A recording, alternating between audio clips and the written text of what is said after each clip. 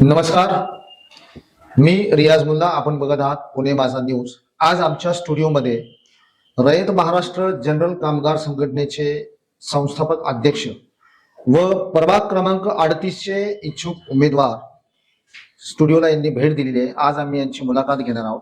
तर सर्वप्रथम दादासाहेब गायकवाड, आपलं या स्टुडिओमध्ये स्वागत आहे. तर आज आम्ही काही प्रश्न यांना विचारणार आहोत, कारण का हे निवडणूक लढवणार आहेत 2026 महानगरपालिकेची. तर दादासाहेब, मला एक फक्त सांगा की आपला जो प्रभाग क्रमांक 38 आहे याचा विस्तार कशा प्रकारे आहे? जय महाराष्ट्र. प्रभाग क्रमांक 38 म्हणजे पुण्यातील सर्वात मोठा प्रभाग आहे आणि या प्रभागामध्ये पुण्यामध्ये प्रत्येक ठिकाणी 4-4 असे 3-3 अशा पद्धतीचे नगरसेवकांची रचना आहे.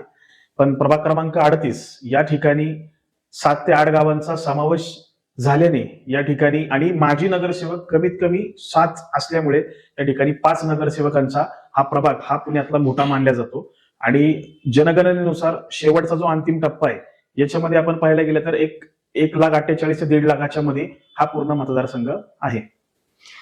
तर मी सर्वप्रथम पुन्हा एकदा आपलं आमच्या स्टुडिओला स्वागत करतो, कारण आपण एक समाजसेवक म्हणून नागरिकांच्या समस्येसाठी, कामगारांच्या समस्येसाठी नेहमीच लढा देत आलेला आहात. आपली जी संघटना आहे रयत कामगार संघटना ही अनेक वर्षापासून कार्यरत आहे. तर समाज कार्यातून राजकारणात येण्याचं कारण काय? आता जर सांगायला आपण गेलो तर आजपर्यंत जशी संघटनेची स्थापना झाली आहे, कोरोना काळापासून कार्यरत आहोत संघटना.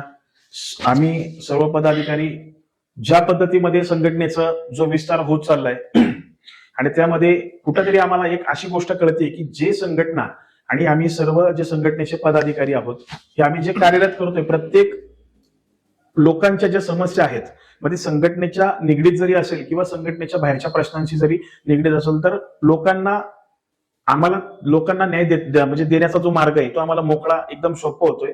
आम्ही समाज कार्यातून राजकारणामध्ये जो विश्वास दाखवतोय की बाबा आता आपण समाजकार्य करतोय, पण जे समाजकार्य करतोय हे राजकारणी लोकांपेक्षा जास्त प्रभावशाली करतोय. तर आम्हाला असं कुठंतरी वाटतं की समाजकारण करता करता कुठंतरी राजकारणामध्ये येऊन समाजकार्य हे तसंच ठेवावं. पण ज्या लोकांना अशा अपेक्षा आहेत की राजकारण हे आता गरीच्छ पातळीवर जे चाललंय, म्हणजे जी पद्धत आपण जी पाहतोय की आम्ही त्याच गोष्टीला विरोध करतोय. पण या गोष्टीसाठी जर आम्ही असा विचार केला की आता आम्हालाच समाजकार्यातून राजकारणामध्ये येऊन लोकांना एकदम व्यवस्थित छान पद्धतीने न्याय द्यायचा आहे. म्हणजे आपलं म्हणणं असं आहे का की आजपर्यंत जे काही समाजकार्य आपण केलं किंवा समाजकारण केलं, हीच नीतिमत्ता धरून आपण राजकारणामध्ये देखील अशाच प्रकारे सक्रिय राहणार आहोत? 100%. आणि ज्या लोकांच्या अडीअडचणी असतील त्यांच्यासाठी आपण एक पर्याय म्हणून आज ही निवडणूक लढवतात. 100%. तर कित्येक वर्षापासून आपण समाजकार्य करत आलेला आहात आणि पुढे देखील अपेक्षा अशीच असणार आपली की आपण आपल्या प्रभागासाठी किंवा तेथील स्थानिक नागरिकांचे प्रश्न सोडवण्यासाठी आपण नेहमीच पुढाकार घेत राहाल. मला एक असा अजून एक प्रश्न आहे की तुमच्याच प्रभागामध्ये कुठेच विकास दिसत नाही. कारण काय आहे की तिथले रस्ते, ट्रॅफिक्स आणि महिलांसाठी सुरक्षितता ही जी जबाबदारी आहे ही नक्की कोणाची आहे? मग तुम्ही यासाठी काय केलं? आता जर आपण पाहायला गेलो तर आम्ही एक 10 ते 15 दिवसामागे आमचा कात्रज चौक असेल, त्याचबरोबर दत्तनगर चौक आणि भूमकर ब्रिज, तर जो धायरी, जांभूळवाडी या भागातनं जो व्यक्ती ज्यांना कात्रज मार्गाने यायचे तर त्यांना त्या ठिकाणी हायवेचा जो सर्व्हिस रोड आहे ते लोक देखील त्या सर्व्हिस रोडचा वापर करून अंतर्गत नरेगाव किंवा आंबेगाव मध्ये येण्याचा प्रयत्न करतात. आणि ते मोठे कंटेनर किंवा मोठ्या बसेस असतात, तर या गोष्टीसाठी प्रत्येकाला सामोरे जावं लागतं, कारण की त्या ठिकाणी सगळा रेसिडेन्शियल भाग आहे, सगळे रहिवासी लोक राहतात. पण त्यांच्या गाड्या आणि येणारा जो बाहेरचा हायवेचा जो लोड असतो हा त्या रोडमध्ये समावेश होऊन त्या भागामध्ये ट्रॅफिकची इतकी मोठी समस्या होती की जेणेकरून कुणाला त्या गोष्टी कळत नाही. पण गेल्या 10-15 दिवसामागे आम्ही PMPLच्या आयुक्तांना आम्ही पत्र व्यवहार केलाय की जी सदनिका मोठ्या ज्या बसेस आहेत सदनिकेच्या, तर त्या छोट्या याच्यामध्ये आम्हाला छोट्या बस द्याव्यात, जेणेकरून जो ट्रॅफिकचा जो विषय तो कुठंतरी आम्हाला कमी करता येईल. आणि जो हायवेचा जो तो विषय ज्या ठिकाणी ऍक्सिडेंट वगैरे होतात तर लोक थोडस कात्रज मार्गाने येण्यासाठी पर्याय रस्ता बघतात. तर आम्ही त्या ठिकाणी पण थोडस काहीतरी एक उपाययोजना चालू करून तोही जो ट्रॅफिकचा समस्या आहे ती पण आता सॉल्व्ह करण्याचा विषय करतोय. नाही, मलाही कळत नाही आतापर्यंत आपण हे ट्रॅफिकच्या समस्येवरती आपण आता जसं बोलला काय तेथील स्थानिक नगरसेवक जे माझे आता नगरसेवक आहेत यांनी काहीच उपाययोजना केल्या नसतील का किंवा करत नाहीयेत का असं आपलं म्हणणं आहे. मी असं तर बोलू शकत नाही, पण प्रत्येकाने जसं आता आम्ही त्याच्यामध्ये लक्ष घालतोय, तर निश्चितपणे प्रत्येकाने लक्ष घातलं पाहिजे. आणि मी कुणाला दोष देऊ शकत नाही, कारण प्रत्येकाची कामं करण्याची एक पद्धत राहते. तर ही मी एक पद्धत माझी म्हणजे संघटनेच्या वतीने आणि आमच्या सगळ्या पदाधिकाऱ्यांच्या वतीने घेऊन आलोय, की ज्या ज्या ठिकाणी जर अडचण होत असेल तर निश्चितपणे आम्ही त्या ठिकाणी उभं राहून ती अडचण आपण कशी सोडवू शकतो हा आम्ही पाठपुरावा करतोय, जेणेकरून ग्रामपंचायत असताना आंबेगावमध्ये अजून डीपी पडलाय, पण त्याचा अजून कुठं सारांश झालेला दिसत नाहीये. तर डीपी पडल्याच्या नंतर त्या ठिकाणी रस्ते मोठे झाले पाहिजेत, तर मोठे अजून कुठं झालेले नाहीयेत. अशा अम्युनिटीज पासून ह्या सगळ्या भरपूर अशा गोष्टी आहेत की जेणेकरून अतिक्रमण आहे, त्याच्यानंतर साईट मार्जिन आहे. त्या गोष्टीवर मी येणारच आहे. पुढचे जे काही माझे प्रश्न असतील त्यावर तर मी नक्कीच येणार आहे. मला आता असं विचारायचं आहे की आपली संघटना, मी स्वतः पाहतोय की आपली संघटना ज्या प्रकारे काम करत आहे किंवा आजपर्यंत करत आलेली आहे, असे आपल्या संघटनेच्या वतीने जे काही आंदोलन करण्यात आली आहे त्याची थोडक्यात माहिती मला थोडीशी या ठिकाणी देऊ शकता? निश्चित सांगायला मला चांगल्या कामांचं दुःखही होईल आणि आनंदही होईल. दुःख या गोष्टीचं होईल की काही अशा ठिकाणी एक कोरोनाच्या काळामध्ये उरावडे आंबेगाव मुळशी तालुक्यामध्ये असा एक प्रसंग, SVS नावाची ऍक्वा कंपनी होती. तर त्या ठिकाणी जो सेन्सर असतो दरवाजाचा, तर त्या अडकल्यामुळे आतमध्ये आग लागली अचानकपणे. तर भीषण अपघात झाला. त्याच्यामध्ये 15 महिला आणि 2 पुरुष असे होरपळून त्यांचा मृत्यू झाला. आणि त्याच्यामध्ये देखील त्यांच्या बॉड्या, पूर्ण शरीर त्यांचं 2-2, 3-3, 2.5 फुटाचं राहिलं होतं. तर ते DNA साठी त्या ठिकाणी ससून हॉस्पिटलला कोण घेत नव्हतं. तर संघटनेच्या वतीने कामगार म्हणून या नात्याने आम्ही एक संघटना, त्यांचे पालक म्हणून आम्ही त्या ठिकाणी गेलो. तत्काळ आम्ही त्या सगळ्या गोष्टी केल्या. म्हणजे आपण सोशल मीडियाद्वारे त्या गोष्टी बघू शकतो, आपण सगळ्या त्या बातम्या वगैरे सगळ्या आहेत प्रत्यक्षामध्ये, खोटं याच्यामध्ये बोलण्याचं काही कारण नाही. आणि त्या 17 लोकांना आम्ही 1 महिन्याच्या जो संघटनेनी जो लढा दिला, तर प्रत्येकाला 17.5 लाख रुपये आम्ही मिळवून दिले. पण जो आमचा लढा चालू होता त्याच्याच नंतर ह्याच्यामध्ये तळवडे म्हणून आपला निगडीच्या या ठिकाणी तळवडे गाव आहे, तर तळवडेमध्ये पण तसाच प्रसंग घडला.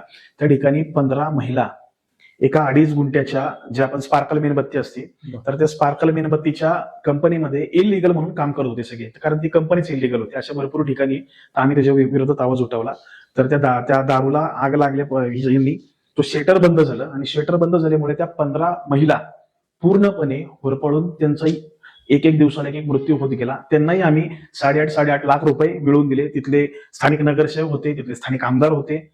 तर ह्या सगळ्यांच्या माध्यमातून ह्या संघटनेला आपल्याला हा लढा दिल्याच्या नंतर यश मिळालं, तो आनंद होता. पण आम्ही यश आम्हाला कसं आलं की जो व्यक्ती आमचा कामगार, जो आमच्यात नाहीये, पण आम्ही त्याला फक्त न्याय दिला, पण ते आमच्यासाठी थोडस कुठंतरी एक दुःखाची गोष्ट होती. पण त्यांच्या येणाऱ्या पुढच्या पिढीला आम्ही संघटनेच्या वतीने लढा देऊन काही ना काही मदत जी आपण म्हणतो ती आमच्या माध्यमातून करण्यात आली. पण त्याचबरोबर आता सिलेंडरचे भाव वाढले, तर संघटनेने कात्रज चौकामध्ये आंदोलन केले. कांद्याचे भाव वाढले. आम्ही आमच्या संघटनेचे जे प्रदेश प्रभारी आहेत ऋषिकेशनी पूर्ण तो लीड घेतला, सिलेंडरचा म्हणा, त्याच्यानंतर कांद्याचा म्हणा. त्याचबरोबर सगळ्यात मोठा संघटनेच्या वतीने जे आंदोलन करण्यात आलं आंबेगाव बुद्रुकमध्ये सर्व नंबर 36 या ठिकाणी आमचंही वास्तव्य त्याच ठिकाणी.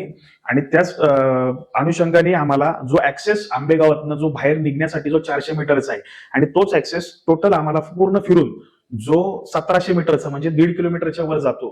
तर याच्यासाठी ऋषिकेशनी, म्हणजे ऋषिकेश गायकवाड हा संघटनेचा प्रदेश प्रभारी, माझा छोटा भाऊ, याने पहिल्या ज्या ठिकाणी जो नाला होता त्या नाल्यावर बसून, नाल्यावर बसून म्हणजे तुम्हाला स्पष्टीकरण सांगतो, नाला वगैरे तिकडे काहीच नाहीये. आम्ही तिथं एक पैस ठेवली होती अधिकाऱ्यांसाठी की जो नाला आम्हाला शोधून दाखवेल त्याला आम्ही 5 लाख रुपये बक्षीस देईल. तर तिथं आम्हाला यश आलं की त्यांनी आम्हाला या ठिकाणी कारवाई करण्याचा संकेत दिला. तर 4 दिवसानंतर आम्ही पत्र घेऊन त्या ठिकाणी पोहोचलो. आणि परत दुसऱ्यांदा आम्हाला असं वाटलं, तो जल्लोष झाला. ज्या 4 दिवसानंतर आमचा तो जल्लोष झाला, त्याचे व्हिडिओ सोशल मीडियावर ते सगळे व्हायरल झाले. त्याच्यानंतर पुन्हा अशी वेळ आली की महानगरपालिकेकडनं थोडंसं हेरिंगला इकडे तिकडे झालं. परत ऋषिकेशनी त्या ठिकाणी संघटनेच्या वतीने 8 दिवस न पाणी पिता अमरण उपोषण केलं. म्हणजे अशा लोकांच्या हितासाठी, आणि त्या ठिकाणी ऍक्सेस ज्यांना ज्यांना पाहिजे ते कमीत कमी त्या ठिकाणी आमची लोकसंख्या आहे आमच्या एरियाची 6 ते 7 हजार लोकांची. म्हणजे ते इतक्या लोकांना 400 मीटर म्हणजे 1700 मीटर मायनस करून 400 मीटर वरच आम्ही त्या रोडला पोहोचू शकतो. म्हणजे अशा काही भरपूर गोष्टी आहेत. कुणाचे 100 जरी रुपये राहिले तरी लोकांचे आम्हाला फोन येतात. रात्री अहोरात्री 2-2, 2:30, 3-3 वाजता आम्हाला पोलीस स्टेशनला जावं लागतं किंवा XYZ कुठली घटना घडली तर त्या ठिकाणी लोक आम्हाला हक्काने फोन करतात. की आम्ही असं समजत नाही की बाबा आपण कामगार संघटना चालवते, पण लोकांना आमच्यावर इतका विश्वास आहे आता सध्याच्या परिस्थितीमध्ये की कुठलंही अवघड काम असेल तर ते सरळ आम्हाला फोन करून सांगतात आणि आम्ही पण निस्वार्थपणे त्या ठिकाणी जाऊन त्यांचं काम पूर्ण करतो. खूप छान काम आपली संघटना करते हे आपण आता सांगितलं आणि मी स्वतः पण या गोष्टी पाहिलेल्या आहेत. तर आता इतकं छान काम करत असताना आपल्याच प्रभागामध्ये एक नवीन कचरा प्रकल्प होताना मला कळलं आणि तो एक व्हिडिओ पण मी पाहिला. त्यामध्ये आपण तो बंद करण्यासाठी त्याचा एक व्हिडिओ व्हायरल केला होता. तर इतका छान प्रकल्प त्या ठिकाणी आपल्या प्रभागामध्ये होताना त्याला आपला विरोध काय आहे? नक्की यामागचा आपला हेतू पण काय? हा एकदा थोडंसं स्पष्टीकरण याचं मला द्यावा. हा प्रश्न छान आहे. कचऱ्याची विल्हेवाट लावणं हे देखील चांगली गोष्ट आहे, पण आम्ही विरोध करू नये याचं कारण काहीतरी वेगळं आहे. तर कारण असं आहे त्याचं की ज्या ठिकाणी तो कचरा प्रकल्प आहे त्या ठिकाणी लोक राहतात रेसिडेन्शियली पूर्ण. त्याच्या अवतीभोवती रात्री आपण 1, 9, 9:30, 10च्या दरम्यान कचऱ्याची दुर्गंधी इतक्या प्रमाणामध्ये पसरतीये की 10व्या मजल्यापर्यंत ती दुर्गंधी जाते. 2-2, 2.5 किलोमीटर पर्यंत ती दुर्गंधी पसरत असते. त्याच्या असं म्हणायचंय काय की जो प्रकल्प होतोय त्या ठिकाणी काही म्हणजे सोसायटीज, काही बिल्डिंग्स वगैरे ते घरं त्या ठिकाणी आहेत 100% आणि त्याचा तो त्रास त्या सोसायटींना होतोय नक्कीच. म्हणून आपण तो त्यासाठी विरोध करतो. यस, आमचा महानगरपालिकेला असा प्रश्न आहे, जर तुम्हाला कचऱ्याची जर विल्हेवाट लावायची असेल तर निश्चितपणे लावा, पण तुम्ही प्रत्येक त्या ठिकाणी राहणाऱ्या प्रत्येक घरामध्ये 2, 4, 5 लोक असे राहतात लहान बाळापासून वयोवृद्धांपर्यंत. तर प्रत्येकाचं काहीतरी एक तुम्ही पॉलिसी काढून त्यांना द्या आणि त्यांची काहीतरी एक उपाययोजना अशी करून द्या जेणेकरून यांना तुमच्या कचऱ्यापासून जर कुठला त्रास होत असेल तर तुमच्याकडनं त्यांना काही ना काही मानधन मिळालं पाहिजे. त्याच बेसवर तुम्ही ते कचरा प्रकल्प त्या ठिकाणी ठेवू शकता. पण तरी देखील आम्हाला असं वाटतं की तो कचरा प्रकल्प त्या ठिकाणी नकोय, कारण की कचरा प्रकल्पाच्या आधी त्या ठिकाणी ऑलरेडी त्या ठिकाणी बंगले, फ्लॅट, घरं, आजूबाजूला ज्या मोठमोठ्या सोसायटी आहेत, रो हाऊस आहेत, म्हणजे नियम असा म्हणतो की कचऱ्याची जर विल्हेवाट लावायची असेल, जर त्या ठिकाणी प्रकल्प करायचा असेल तर निश्चितपणे 500 मीटरच्या अवतीभोवती लोकवस्ती ही नाही पाहिजे. पण त्या ठिकाणी 500 मीटर नाही पण 50 फुटाच्याच अंतरावर लोकवस्ती असून तो कचरा प्रकल्प अजून हाय त्याच ठिकाणी चालू आहे. तर तो चालू असल्यामुळे आम्ही त्या ठिकाणी विरोध करतोय, कारण त्याची दुर्गंधी इतक्या बेकार प्रमाणामध्ये आपण येऊन त्या ठिकाणी तुमच्या चॅनलच्या माध्यमातून तुम्ही शूट करू शकता आणि तुम्ही पुन्हा एकदा अशा गोष्टी दाखवू शकता की आमचं सांगणं हे खरं आहे की खोटं आहे. पण निश्चितपणे महानगरपालिका इथून जर त्या कचऱ्याच्या दुर्गंधीमुळे जर काही होत असेल तर महानगरपालिकेला मी स्वतः संघटनेच्या वतीने आमचे सर्व पदाधिकारी दोषी ठरवतील. ठीक आहे. आता व्हिडिओ व्हायरल झाला म्हणून मी हा प्रश्न केला, परंतु दुसरा तोच माझा प्रश्न असणार आहे की असाच एक व्हिडिओ मी पाहिला होता की ज्यामध्ये आपण तेथील स्थानिक माजी नगरसेवक वसंत मोरे सोबत आपण पण त्या स्मशानभूमीमध्ये होता आणि आपण त्या स्मशानभूमीला विरोध करतायत आणि त्यामध्ये एक छान असं वाक्य वसंत तात्या मोरे यांनी बोलले त्या ठिकाणी की लोक माझे व्हिडिओ बघतात पण मी ऋषिकेशचा व्हिडिओ बघून या ठिकाणी आलेलो आहे. नक्की ते काय प्रकरण होतं आणि त्या स्मशानभूमीला आपला विरोध काय? जर सांगायला गेलं तर बघा, आता मी तुम्हाला कामाबद्दल संघटनेचं किंवा आम्ही ज्या रात्री अहोरात्री कामं करतो याचा पुरावा देखील तात्यांनी दिलाय की मी असो किंवा ऋषिकेश असो, आम्ही ज्या पद्धतीमध्ये लोकहिताची जी कामं करतो तर स्वतः वसंत तात्यांचे व्हिडिओ सर्वजण बघतात, कारण त्यांची कामं तशी आहेत आणि ते काम करतात. पण तरी देखील त्यांनी जो त्यामध्ये उल्लेख केला की मी ऋषीचा, लोक माझा व्हिडिओ पाहतात पण मी ऋषीचा पाहतो, म्हणजे याचा अर्थ काय की तात्या देखील आपल्याला पोच पावती देते की तुम्ही पण कार्य छान काम करताय. म्हणजे तात्यांकडनं जो ह्या गोष्टी व्यक्ती करत असतो सातत्याने, लोक त्याला पाहतात, पण तो व्यक्ती जर आपली दखल जर घेत असेल तर निश्चितपणे आम्हालाच वाटतं की बाबा आम्ही खरोखर काही ना काही फुल ना फुलाची पाकळी समाजासाठी करतोय. म्हणजे याचा अर्थ हा तो होता. राहिला सगळ्यात महत्वाचा प्रश्न की स्मशानभूमीचा जो मुद्दा आहे, ज्यावेळेस गाव असले ग्रामपंचायत होती त्यावेळेस अगदीच गावाच्या बाहेर स्मशानभूमी होती, हे आपण सर्वजण त्याच्यामध्ये ऍग्री होऊ, मान्य करू. पण आता असं झालंय की स्मशानभूमीच्या लगत मोठमोठी इमारती झालेल्या आहेत, पण त्या अवतीभोवती त्या ठिकाणी समजा कुठली बॉडी जरी तिथं आपण दफन हे करायला आलो, जाळायला आलो तर त्याचा जो धूर आहे तर तो धूर पूर्ण सोसायट्यांमध्ये लहान मुलं असतात, रस्त्याने येणारे जाणारे, म्हणजे स्वागतासाठीच कमानीपाशी आता सध्या असं बॅड इम्प्रेशन झालंय की जरी आमच्या घरी जर समजा एक नवीन पाहुणे आले तर ते म्हणतील अरे असलं कसलं गाव हे, आपण एंट्रीलाच जर स्मशानभूमी आणि तिथं त्या ठिकाणी जर आपण जाळताना जर प्रेत बघत असेल तर त्या काही अशा चुकीच्या गोष्टी आहेत. दरम्यानच हा. तुमच्या त्या आणि ठिकाणी- त्याच्यामध्ये अजून एक लॉजिक तुम्ही स्मशानभूमीचा मुद्दा काढल्यामुळे की आंबेगाव मधली ती स्मशानभूमी काढण्याचं तुम्ही म्हणता ना की त्याच्यात विरोध का करता, विरोध करण्याचं कारण असं आहे की आंबेगावला एक स्मशानभूमी नव्हे, 4 स्मशानभूमी आहेत. चार. बर. पहिली स्मशानभूमी आम्ही आमच्या आंबेगावची मानू शकतो पहिली. दुसरी स्मशानभूमी ही तुम्हाला जो भूमकर ब्रिज आहे आता ज्याचा मी उल्लेख केला त्याच्या पुढच्या साईडला आपण एक 200-300 मीटरच्या अंतरावर गेलो की राईट साईडला अमित ब्लोमफिल्ड लाईक्स म्हणजे अमित बिल्डरांची जी सोसायटी मोठी रो हाऊस आहे, सचिन तेंडुलकरचा त्यात बंगला आहे, म्हणजे इतकं छान वातावरण आहे. आणि त्याच्या शेजारी अजून एक स्मशानभूमी आहे, ती चालू आहे तीही चालू आहे. पण ती आम्हाला अभ्यास केल्याच्या नंतर असं कळालं की आंबेगावच्या हद्दीमध्ये नरेगावची स्मशानभूमी, आम्ही आश्चर्य झालो ऐकून ते, हद्द आंबेगावची बर आणि स्मशानभूमी ही नरेगावची. तर मला असं कुठंतरी वाटतंय की इतकं मोठं नरेगाव देखील आहे, मला तो प्रश्न घ्यायचा नाहीये. पण हे 4 स्मशानभूम्या आंबेगावच्या जागेमध्ये नरेगावची स्मशानभूमी आणि तिसरी स्मशानभूमी 2007-8 ला जे नगरसेवक झाले त्यांनी ही स्मशानभूमी काढून या ठिकाणी नवीनचा विस्तार केलता, तिथं कॉलम वगैरे उभे केलते आणि ती तिसरी झाली. आणि चौथी म्हणजे आपण आता त्यासाठी तात्या ऋषिकेशनी जो मुद्दा उचलला आणि वसंत तात्या आम्ही त्या ठिकाणी गेलो, त्या ठिकाणी पाहणी केली तर 2.5 कोटी रुपये खर्च करून ती स्मशानभूमी चिमणी सहित 3 बेडची पूर्ण तयार झालेली आहे. ती सुरू आहे का बंद आहे किंवा काय त्याच्यावरती आपण पाठपुरावा केला असेल, आम्ही त्या त्याबद्दल माहिती घेतली असेल. नक्कीच त्याचं पण छान उत्तर आहे. स्मशानभूमी ऋषिकेशने आधी त्या ठिकाणी जाऊन पाहिली, कचऱ्याच्या त्या ठिकाणी गेला, तिथनं स्मशानभूमी पाहिली. स्मशानभूमी पाहिल्याच्या नंतर आमची चर्चा झाली, आम्ही तिकडे गेलो, ऋषिकेशचा तो व्हिडिओ व्हायरल झाला आणि त्या व्हिडिओ व्हायरल होताना त्या ठिकाणी जे बोर्ड होते ते आम्ही फाडून काढले. आता कशाचे बोर्ड होते ते काय त्याच्यामध्ये एका कंपनीला त्यांनी बांधकाम दिलं, कॉन्ट्रॅक्ट दिलं आणि कॉन्ट्रॅक्ट दिल्याच्या नंतर 2023 ला स्टार्ट झालं, म्हणजे नगरसेवकांचा कार्यकाळ जो संपला 22 ला आणि त्याच्यानंतर प्रशासन राज चालू झाला आणि प्रशासन राजच्या काळामध्ये 2023 ला स्मशानभूमीचं काम चालू झालं नवीन. त्या स्मशानभूमीचं आम्ही नाव दिलंय मिस्टर इंडिया. आंबेगावमध्ये म्हणजे आंबेगावमध्ये मी लहानाचा मोठा झालो तरी मला ती स्मशानभूमी माहित नव्हती, पण आता असं झालंय की आमच्या त्या व्हायरल व्हिडिओमुळे प्रत्येकाला कळायला लागले की या ठिकाणी नवीन स्मशानभूमी तयार आहे. ती वापरामध्ये नाही, म्हणजे हे कुणाला कॉर्पोरेशनला सगळ्या लोकांना सरप्राईज द्यायचं होतं हे आम्हाला माहित नाही, अचानकपणे या इथं स्मशानभूमी केली. म्हणजे आपण एका रातोरात, हे बघा हे उदाहरण द्यायचं कारण आपण गाढवाचं लगीन पाहिलंय, त्याच्यामध्ये म्हणतो की मला एका रातोरात 7 माळ्याची बिल्डिंग पाहिजे, माडी पाहिजे 7 माळ्याची. तशी हे महानगरपालिकेने आम्हाला एक भेट द्यायची होती का स्मशानभूमीची, तर आम्हाला तो सगळ्यात महत्वाचा पडलेला प्रश्न. तर त्यामुळे आम्हाला ती स्मशानभूमी नकोय, आम्ही त्याचा विरोध करतोय.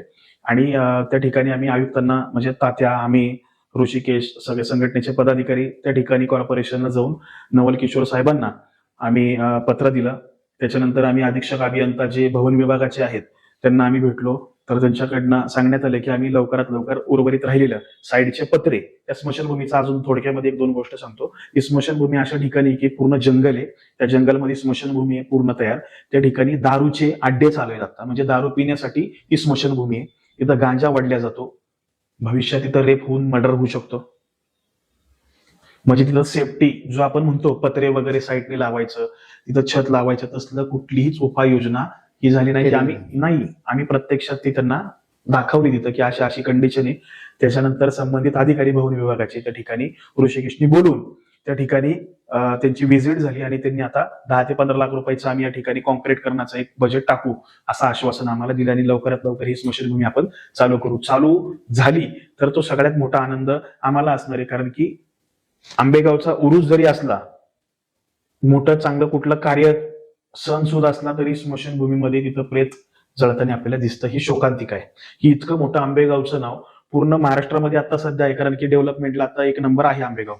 पण यासाठी आपण त्या गोष्टीला विरोध करतो, त्या गोष्टीला विरोध करतो की इतकं जर छान डेव्हलपमेंट असेल आणि त्या ठिकाणी जर अशा किंचित जर गोष्टींमुळे जर आंबेगावचं जर नाव खराब होत असेल तर नक्कीच आम्ही या गोष्टीला विरोध करून पूर्ण. ठीक आहे, म्हणजे याबाबत तो जो व्हिडिओ व्हायरल झाला तो म्हणून हा एक प्रश्न आपल्यासमोर आला होता. आता आपल्याच प्रभागामध्ये बालाजीनगर परिसर पण हा येतोच. त्या ठिकाणी आपण बघितलं असेल की खूप जुन्या जुन्या बिल्डिंग्स आहेत आणि आता जे काही बिल्डिंग झालेले आहेत तर त्या ठिकाणी अम्युनिटीज जे काय आहेत ते बिलकुल त्या ठिकाणी नाहीच आहे. मग असं नाही वाटत आहे की त्या लोकांना पण किंवा त्या सोसायटी धारकांना पण त्या फ्लॅट धारकांना पण त्या ठिकाणी अम्युनिटीज मिळाले पाहिजेत किंवा यावरती आपलं काय मत आहे की कसं काय झालं पाहिजे? तसं जर पाहायला गेलो तर आमचा अभ्यास तिथं झालेला आहे बालाजीनगरमध्ये. बालाजीनगरमध्ये आता सध्या जर आपण पाहायला गेलो तर 20 ते 25 वर्षामागे ग्रामपंचायत असताना त्या ठिकाणी बिल्डिंग झालेले आहेत की प्रत्येकाला कमी स्वस्तामध्ये तिथं फ्लॅट मिळायचे. तर प्रत्येकाने त्या ठिकाणी फ्लॅट घेऊन वास्तव्य केलं. आज कंडिशन अशी ग्रामपंचायत जयेश धनकवडी असताना ते बालाजीनगरमध्ये त्याचं रूपांतर झालं नवी धनकवडी असं आपण म्हणू त्या गोष्टीला. पण विषय असा आहे की आता 5-5, 4-4 मजल्याच्या ज्या बिल्डिंग्स आहेत तर तिथल्या लोकांना एकतर कुठल्याच एम्युनिटीज म्हणजे महानगरपालिकेची अशी कुठलीही सुखसोय नाहीये. मला वाटतं एक आता हॉस्पिटल झालंय डिलिव्हरीचं, ते पण एक 8-10 वर्षामध्ये झालं असेल. तेवढे त्यांनी फक्त अम्युनिटीज आहेत. पण त्याच्या व्यतिरिक्त असं मला वाटत नाही की त्या ठिकाणी आता मेट्रो चालली आहे.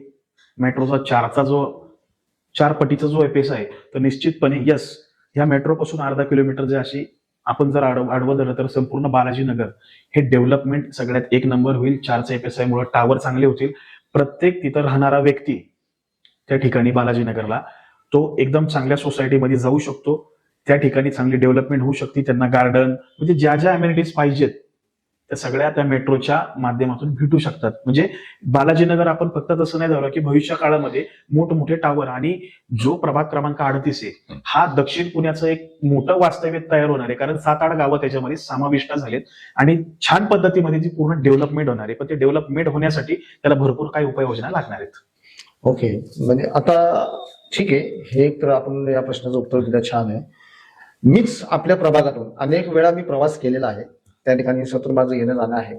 कात्रज चौक असो किंवा तुमचा दत्तनगरचा चौक किंवा भूमकर ब्रिज या ठिकाणी ट्रॅफिक तर नेहमी आपण पण स्वतः त्या ठिकाणी आता राहताय तर तुम्हाला पण ते गोष्टी माहितीच असतील.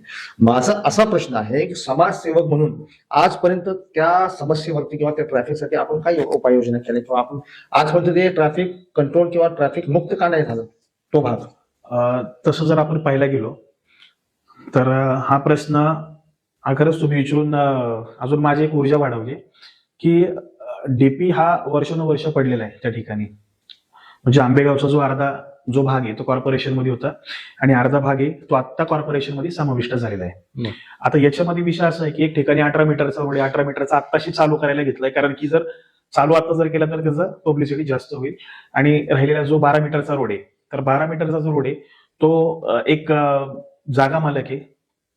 तर तो व्यक्ती त्याला काहीतरी गोष्टींची अपेक्षा XYZ असेल त्याच्यामुळे तो प्लॉट अजून थांबलाय. जेणेकरून जो दत्तनगरला जाणारा क्राऊड आहे तो नवीन भुहेरी मार्ग म्हणजे डी मार्ट म्हणा आमचं किंवा त्याच्या पुढच्या साईडला जो 12 मीटरचा जो रोड सांगितला 18 मीटरचा तर त्या ठिकाणी लोकांचा अजून दत्तनगर चौकाकडे वळण्याचा जो दृष्टिकोन आहे तो कमी होत जाईल आणि दत्तनगर एकदम सुरळीत राहील.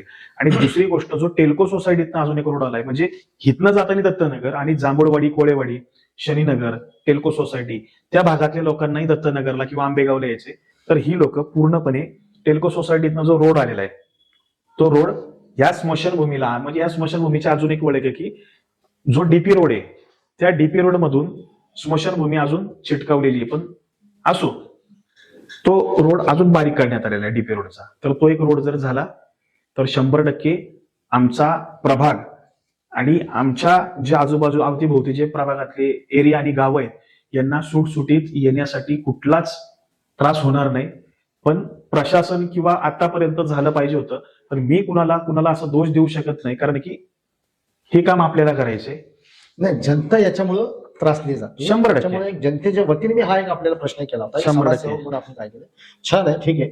मला आता एक असा प्रश्न आहे की आपल्या संघटनेच्या वतीने कामगारांसाठी आतापर्यंत आपण काय उपक्रम राबवले किंवा काय योजना त्यांना मिळवून दिली ते एकदा थोडंसं मला थोडक्यात सांगा. आता जर संघटनेच्या वतीने आपण रक्तदान शिबिर करण्यात आलेले आपण रक्तदान शिबिर केलेत.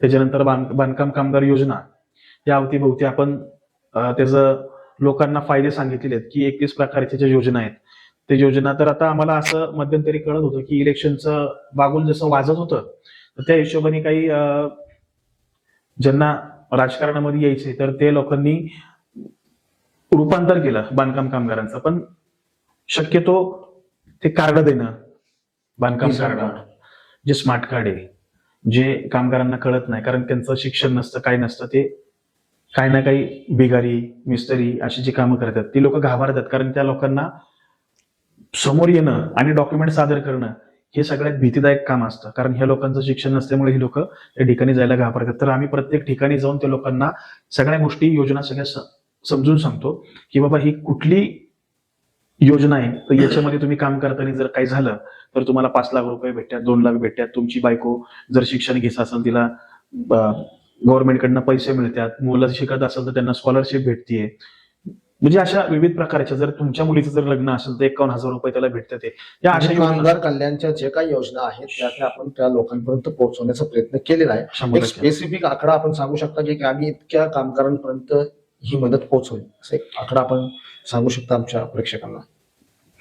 आता तसं जर पाहायला गेलं तर आपण आतापर्यंत हजारो लोकांपर्यंत पोहोचलोय आणि आता चालू करायचं. आता असं आम्हाला वाटलं की 7-8 दिवस अजून भेटतील, पण आचारसंहिता चालू झाली आहे. ठीक आहे. आता त्याच्यामध्ये आम्ही टार्गेट धरलं होतं की ज्या घरेलू महिला आहेत, ज्या घरेलू महिला प्रत्येक बिल्डिंग मध्ये काम करतात आहे, तर अशा घरेलू महिलांसाठी आम्ही जे घरेलू कामगारांच्या कल्याण मंडळाकडनं 10,000 रुपये असे मिळतात आहे, तर ही स्कीम आम्ही ऑफलाईन सादर करणार होतो एक 2 ते 4,000 महिलांसाठी.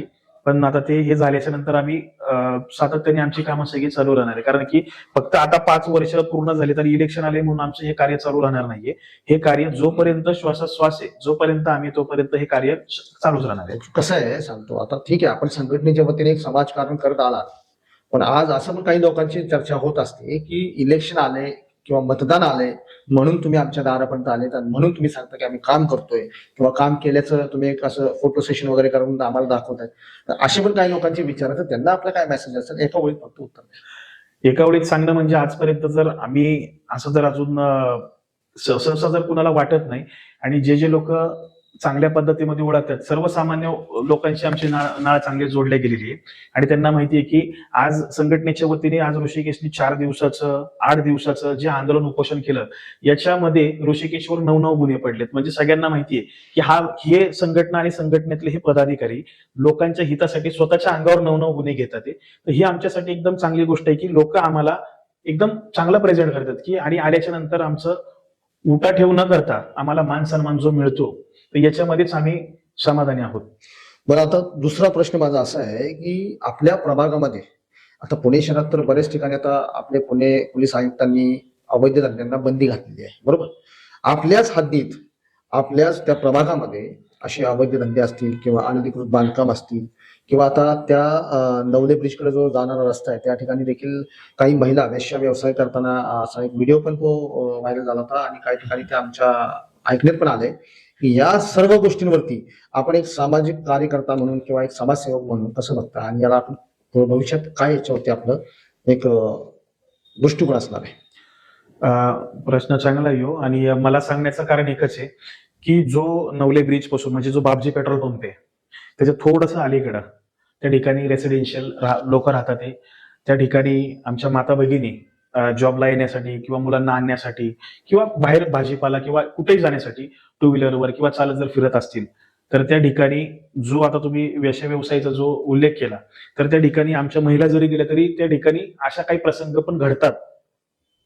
पण माझं त्या भागातल्या लोकांना म्हणजे अमित एस्टोनिया रॉयल, ब्लोमफील्ड ही वरची साईड जे काही रहिवासी आमचे जे आहेत लोक, त्यांना असं आवाहन करतो की जर तुमच्या त्या भागात जर अशा काही गोष्टी घडत असेल तर निश्चित तुम्ही आम्हाला संपर्क करा.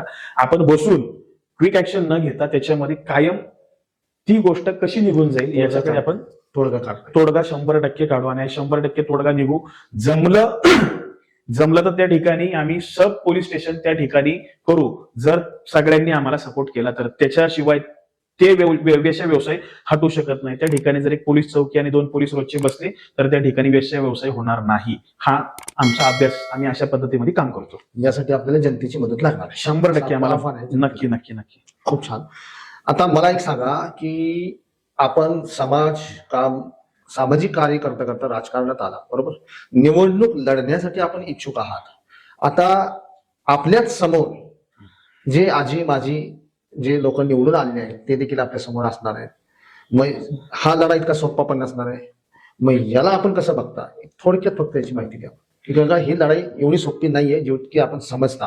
ठीक आहे, समाजकार्य आपलं चांगलं आहे, लोक प्रतिसाद पण चांगला आहे, जनसंपर्क पण आपला चांगला आहे, पण येणाऱ्या काळात ज्या तुमच्या समोर लोक उभा राहणार आहेत आपल्या विरुद्ध, म्हणजे कॉम्पिटिटर म्हणा, तर त्यांना आपण कसं बघता? तसं जर पाहायला गेलं तर मी प्रतिस्पर्धी म्हणून समोर असं कोणी जरी असेल तरी असं पाहत नाही की हा व्यक्ती छोटा आहे किंवा मोठा आहे. ती स्पर्धा मी माझ्याशी हे करतो, मी स्वतः माझा स्पर्धक आहे म्हणून. आणि स्पर्धा आपल्याला करताना म्हणजे इलेक्शन करताना किंवा कुठलीही गोष्ट सामोरे जाताना मी कितपत पॉसिबल मला त्या गोष्टी होऊ शकतात या दृष्टिकोनाने जातोय की मला कुणाला पाडून यायचं नाहीये, पण मी जे कार्य आजपर्यंत केलंय त्याचा प्रभाव कुठपर्यंत राहिलाय, माझा जो जनसंपर्क आहे, लोकांना माझी कामं कुठपर्यंत आवडतात ते, आम्ही आतापर्यंत काय काय केलं, या सगळ्या गोष्टीला आम्ही सामोरं जाऊन ही इलेक्शन मध्ये उभं राहणार आहोत. शेवटचा हा प्रश्न असणार आहे की जनतेने प्रभाग क्रमांक 38 मधून आपल्याला मत का द्यावं? फक्त एका लाईनीत उत्तर दिलं तर खूपच छान. प्रभाग क्रमांक 38 मधील सर्व मतदार यांनी, मी असं म्हणत नाही की आम्हाला मत द्या, पण कार्य पहा. आजपर्यंत अचानक 5 वर्षातनं अचानक येऊन फोटो सेशन करून किंवा व्हिडिओ काढून आम्ही तसे नाही होत. जर आपण पाहायला गेलं, आमचे जर सोशल मीडिया याच्यामध्ये जर पाहिलं तर वर्षानुवर्ष आमच्या आंदोलन उपोषण चालू आहेत, आमच्या अंगावर गुन्हे आहेत, आणि कुठल्या ना कुठल्या मुद्द्यासाठी कोण ना कोण आमच्या माता भगिनी आम्हाला फोन करतात, आमचा 2 दिवसाचा पेमेंट राहिला किंवा काय राहिला, इथनं अशा गोष्टी होतात. ते आता काही महिलांच्या आम्हाला फोन पण येतात की दारू पिऊन या ठिकाणी लोक रस्त्याला उभे राहतात. तर आम्ही त्याचं पण थोडंसं या गोष्टी करणार आहे. तर असं आम्हाला वाटतं की सामाजिक कार्य करता करता, राजकारण आम्ही सामाजिक कार्यामध्ये कधी कधी आणणार नाही, पण समाज कार्य, राजकारण इतकं छान आहे, पण लोकांनी राजकारणाचा जो औद्योगिकरण केलंय, उद्योजक म्हणून राजकारणामध्ये जो येतो तो उद्योजक म्हणून येतो. म्हणजे आज समजा माझ्याकडे काही प्रॉपर्टी नाहीये, पण काही वर्षानंतर जर माझे मोठे मोठे टावर होते, ते माझे 5-5, 8-8 करोड रुपयाचे एकाच साईटमध्ये 10-10 जर शॉप्स होतात, ते तर मी कशाचा नगरसेवक, मी कशाचा लोकप्रतिनिधी. लोकप्रतिनिधी म्हणजे एक छोटंसं आणि छान जर उदाहरण द्यायचं म्हणलं तर प्रभात रोड, जंगली महाराज रोड किंवा बालगंधर्वच्या इथं बघा, त्या कॉन्ट्रॅक्टरनी आज देखील 40 वर्षाचं ते कॉन्ट्रॅक्ट आहे की या रोडला काहीच होणार नाही. जर अशा पद्धतीचे रोड डेव्हलपमेंट झाले तर पैसे खाण्याची कोणाची वेळ येणार नाही, आणि पुन्हा आपलं हे स्मार्ट सिटी, मला कुठं स्मार्ट सिटी दिसत नाहीये, पण स्मार्ट सिटी जर पैसे जर कोणी खाल्ले नाही, भ्रष्टाचार जर झाला तर निश्चितपणे स्मार्ट सिटी ही पूर्ण होईल. आणि सगळ्यात महत्वाचं जो आम्ही मुद्दा घेऊन चाललोय की आता प्रभाग 38 मध्ये जास्त करून गुन्हेगारी आहे, आणि त्याच्यामध्ये आम्ही संघटनाही चालवतो. आता माझी माथाडी येते, तर प्रत्येक मुलाच्या मुलीच्या, आमच्या माता भगिनी यांच्या प्रत्येकाच्या हाताला आम्ही काम देणार. स्थानिक भूमिपुत्रांसाठी आम्ही लढा देतोय, आम्ही उतरतोय की स्थानिक भूमिपुत्रांना 80% काम मिळालं पाहिजेच, या उद्देशाने जातोय की प्रत्येकाच्या हाताला जर काम मिळालं तर कुठलेच पोरं गुन्हेगारीकडे वळणार नाही. आणि गुन्हेगारीकडे जर वळले नाही तर आमची अशी भरपूर काही इच्छा आहे की स्पोर्ट्समॅन, UPSC, MPSC अशा विविध क्षेत्रामध्ये प्रत्येकाने मोठं नाव कमावं. आणि प्रभाग 38 हे असं आहे की प्रत्येक क्षेत्रामध्ये डॉक्टर, वकील, जे मोठमोठ्या डिग्री आहेत त्या 38 मधनं जास्त निघावे, याच्यासाठी आम्ही प्रयत्न करणार आहे. आणि हाच बेस घेऊन आम्हाला वाचनालय, आम्ही पुतळे उभा करणार नाही, पुतळ्यांच्या जागी महापुरुषांच्या नावाने वाचनालय चालू करणार. तर दादासाहेब, आपण वेळात वेळ काढून नागरिकांसाठी आपण जे आपले विचार या ठिकाणी आमच्या स्टुडिओमध्ये मांडले, मी पुन्हा एकदा आपला आभार व्यक्त करतो. आणि तर नक्कीच प्रभाग क्रमांक 38 साठी इच्छुक उमेदवार म्हणून नक्की आपणच दादासाहेब गायकवाड असणार आहात किंवा अजून कोण आपण या ठिकाणी उभे करणार आहात ते एकदा मला स्पष्ट करा, जेणेकरून प्रेक्षकांना पण क्लिअर होईल आपल्या प्रभाग क्रमांक 38 मधून कोण इच्छुक उमेदवार आहे. स्वतः दादासाहेब गायकवाड आहेत का आणखी कोण त्यांच्या संघटनेमार्फत कोणी पुढे एक नवीन चेहरा समोर येईल ते एकदा क्लिअर करा. तसं जर आपण पाहायला गेलो तर अजून आमच्याच घरातले 2 उमेदवार आहेत. तर आम्ही महिला पण आम्ही पुढे करू शकतो, आमचे ऑप्शन आहे. आणि अजून एक उमेदवार म्हणजे आमचा ऋषिकेश. तर आम्ही या पद्धतीमध्ये चाललोय. म्हणजे एकूण आपले 3 उमेदवार या ठिकाणी या प्रभागासाठी इच्छुक म्हणून घोषित करता आज 100% या व्हिडिओच्या मार्फत. हे सस्पेन्स राहणार आहे की आता आम्ही उमेदवार देतोय कोणता. अच्छा, म्हणजे मित्रांनो, आपण बघितलं की रयत कामगार संघटनेचे संस्थापक अध्यक्ष यांनी यांच्या संघटनेच्या वतीने आजपर्यंत जे काही कार्य केलेले आहे ते जनतेच्या समोर त्यांनी एक व्यवस्थितरित्या मांडलेलं आहे. एक प्रतिनिधी म्हणून त्यांनी जे काही आमच्या प्रश्नाची उत्तरे सरळपणे दिलेली आहेत, एक स्पष्टपणे जे काही दिलेले आहेत, याच्यावरून नक्कीच आपण विचार करावा की प्रतिनिधी आपल्याला कसा हवा आहे.